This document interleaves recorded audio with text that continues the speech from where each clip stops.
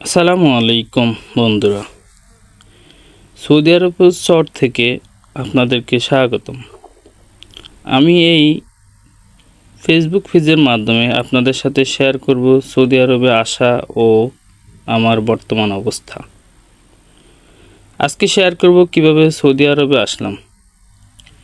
গত 15/4/2025 বাংলাদেশ সময় দুপুর 2টা 10 মিনিটে ঢাকা বিমানবন্দর থেকে যাত্রা শুরু করি এবং ভারতের সময় বিকাল 5টা বোম্বাই বিমানবন্দরে অবতরণ করি।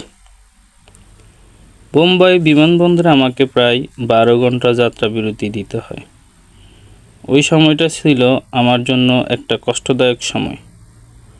পরের দিন 16/4/2025 তারিখে ভারতের সময় ভোর 4টা 35 মিনিটে বোম্বাই বিমানবন্দর থেকে যাত্রা শুরু করি এবং সৌদি আরবের সময় সকাল প্রায় 7টার সময় রিয়াদ বিমানবন্দরে অবতরণ করি।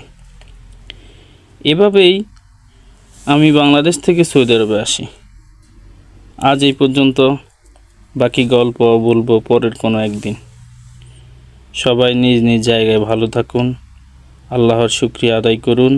আল্লাহ হাফেজ।